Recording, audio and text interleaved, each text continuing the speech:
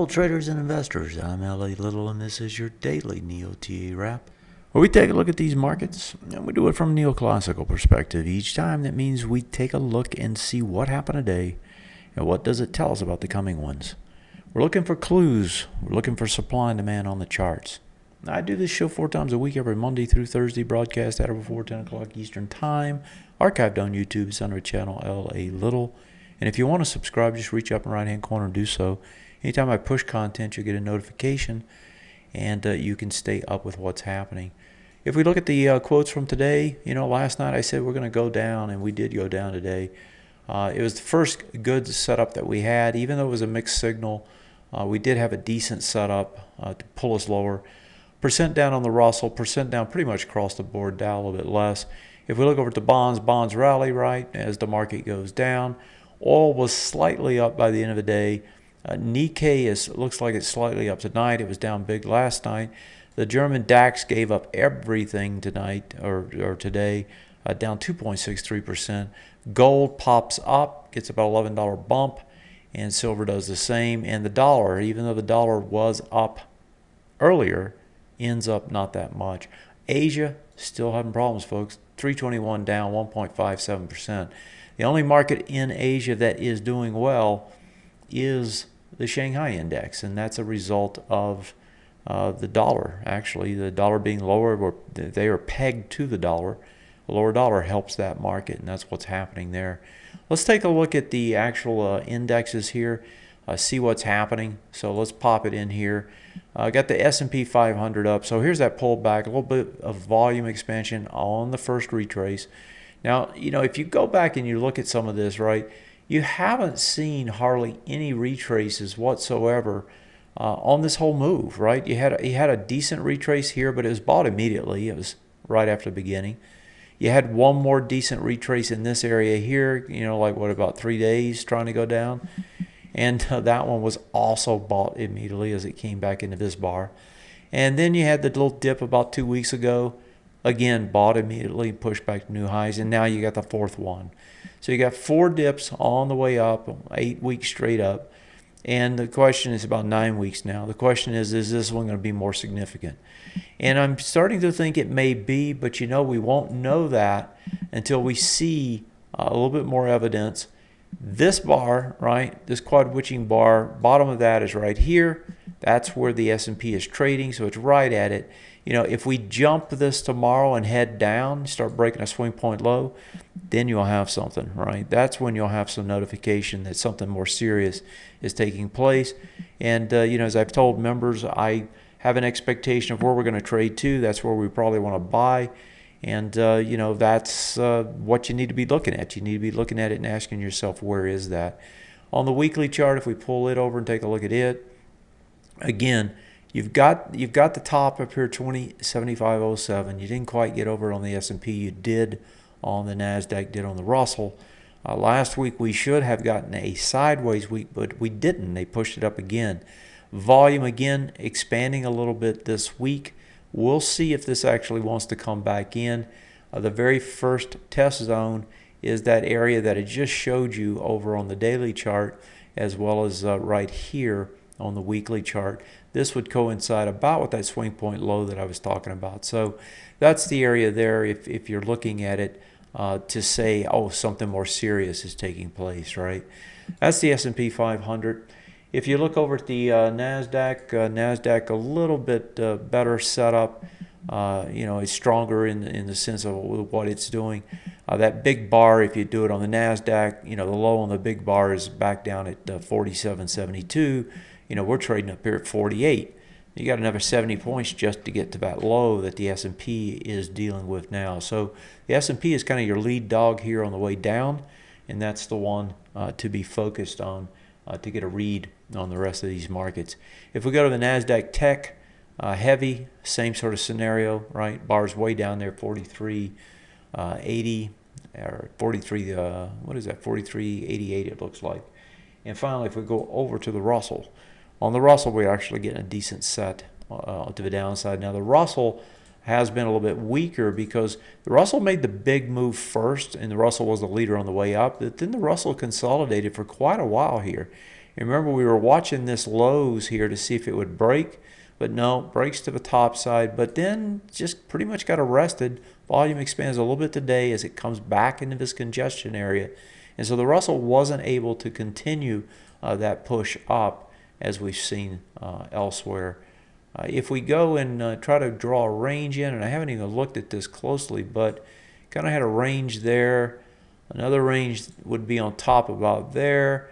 And if you do a range on the bottom, a little bit farther down than that, let me readjust that. And then that would be down into this area, right? And then you'd have another one below it. So there's quite a few ranges actually that exist here on the Russell. Looks like about right there. So yeah, decent amount of ranges set up here. I don't like these bottom two. I think the top two make a lot more sense though, the way they're set up. So you're right at the border. That was what I was really wanting to show you. You're right at the border of this range. That's the key area, right? Because if you can't stay in the top range, you get into the next one. You know, if you don't get back up there right away, they're going to try to take it down, test the other side. That's just the way the market works.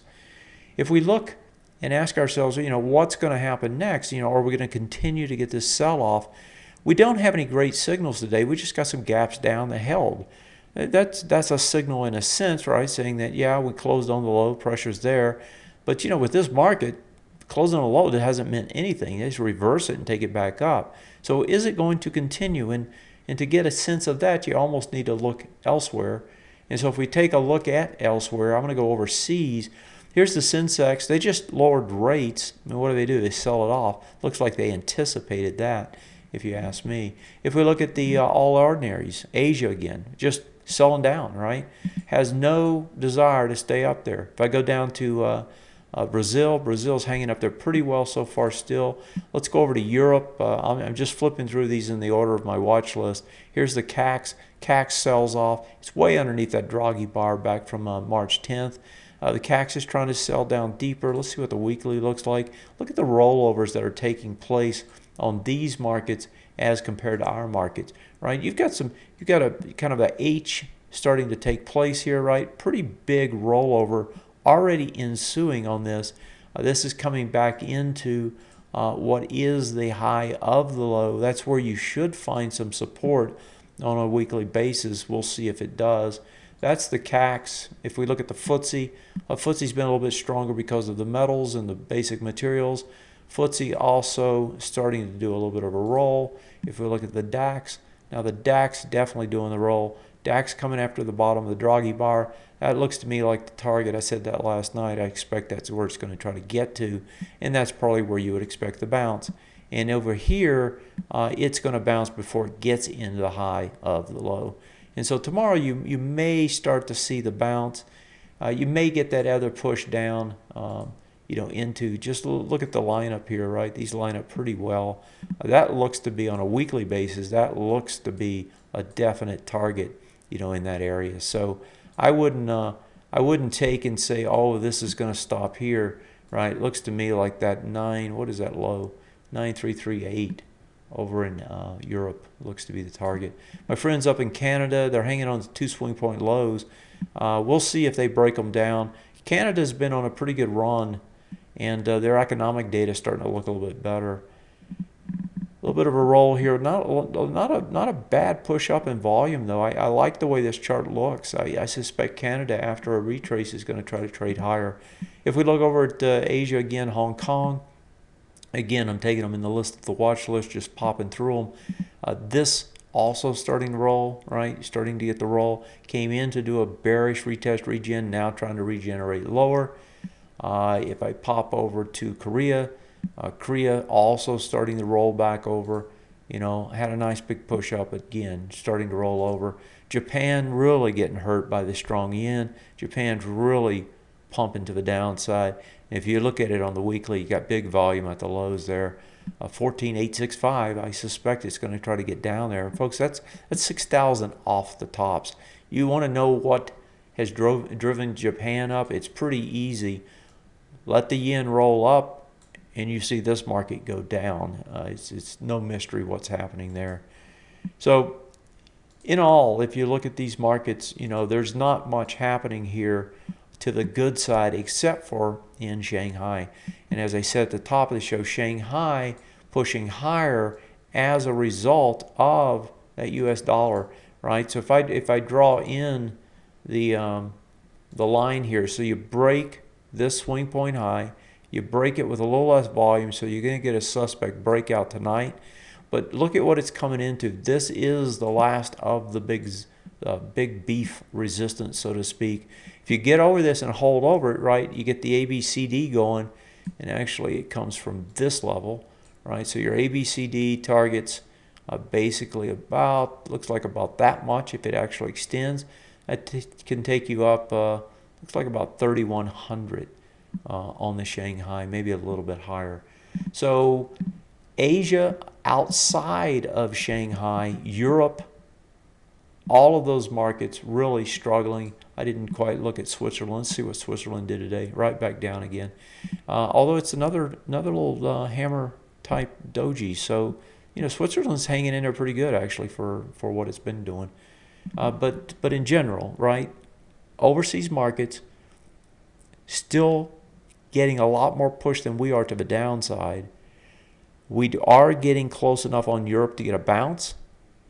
Asia proper, you know, everything outside of Shanghai, other than Japan, looks like it wants to try and push lower. Japan definitely looks like it wants to push lower. And Shanghai, a little bit of a bounce still could be ensuing. We'll see if it can build on that breakout from today, even though they didn't have the volume on it. So when I take the whole picture, right, that doesn't give me a lot of clarity as to whether this can continue to the downside.